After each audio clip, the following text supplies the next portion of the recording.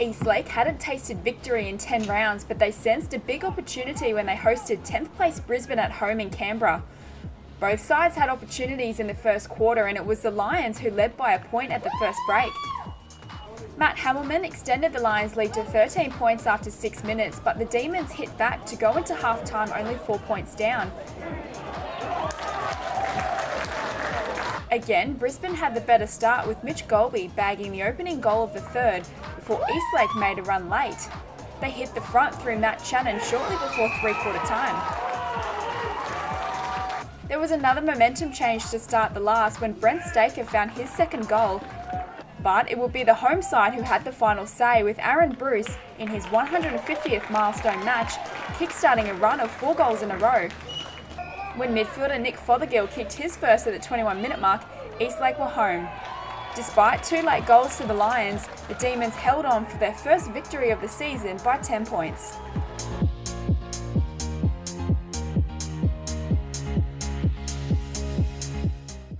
Across town at Allen Ray Oval, Ainslie played host to the high-flying UWS Giants.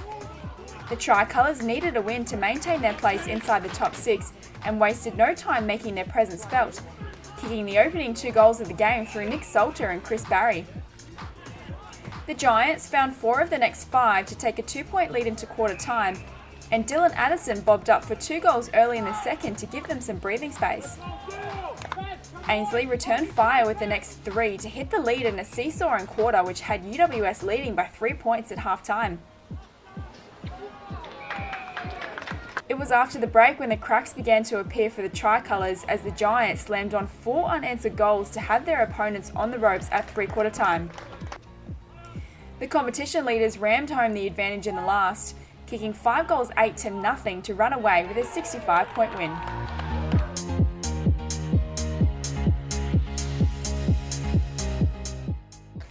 NT Thunder were keen to turn the tables on Sydney University's home turf after the Students won a thriller in Darwin in round 6.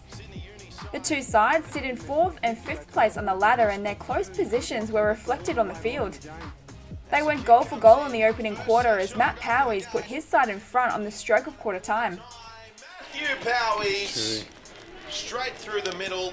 Thunder responded with the first 2 goals of the second inside the first 3 minutes, but the scoring dried up until Nick Winmar produced another lead change at the 18-minute mark. Footy Club. Meanwhile, Sydney Uni have got themselves a free kick, and they've kicked a goal to tie things up here. In fact, they'll take the lead by 1.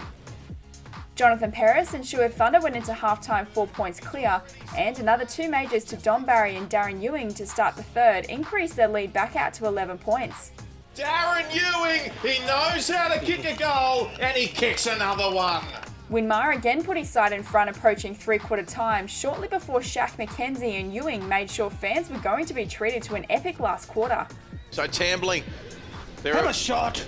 Opportunity here for the Thunder. Pops it up for Ewing, yes! And Barton. Ewing with the shepherd on Timmy Barton, and the Thunder. They've kicked another one. They respond straight away.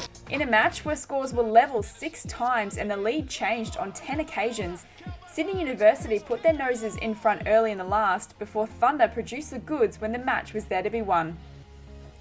They kicked 4 in a row, including a freakish snap from Shannon Rioli from a boundary throw-in, before best on ground Richard Tambling set up Ewing for his 5th and a game-high 18-point lead.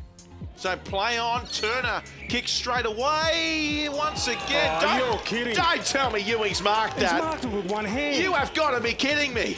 Despite 2 late goals to Jacob Derricks and Nick Winmar on the siren to reduce the final margin to 8 points, Thunder did enough to win a memorable contest at Henson Park.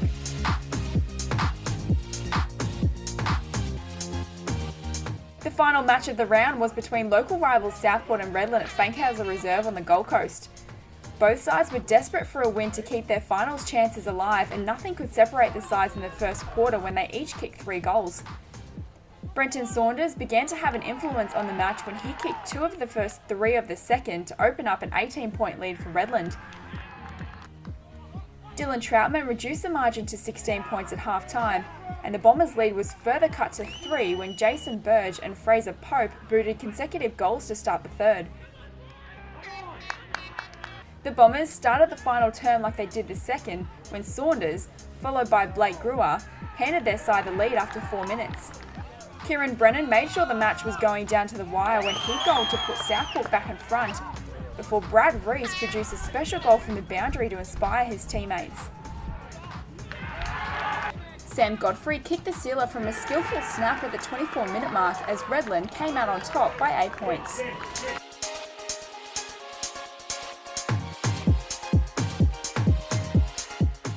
Three matches were decided by less than 2 goals in a thrilling round which saw the Bombers climb into the top 6 on percentage.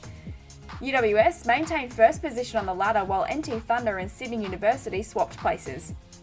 Looking ahead to round 12, and Sydney Swans will face Sydney University after having the bye last week, and Ainslie hosts Redland in the match of the round at Ainslie Oval. Brisbane and Gold Coast go head-to-head at Coorparoo, with Ainslie hosting Southport at Graham Road, and Eastlake travels to Darwin to take on NT Thunder at TIO Stadium for the very first time. Keep up to date with all the latest news at NEAFL.com.au and follow us on Facebook, Twitter and Instagram with live scores and stats available on our official NEAFL app.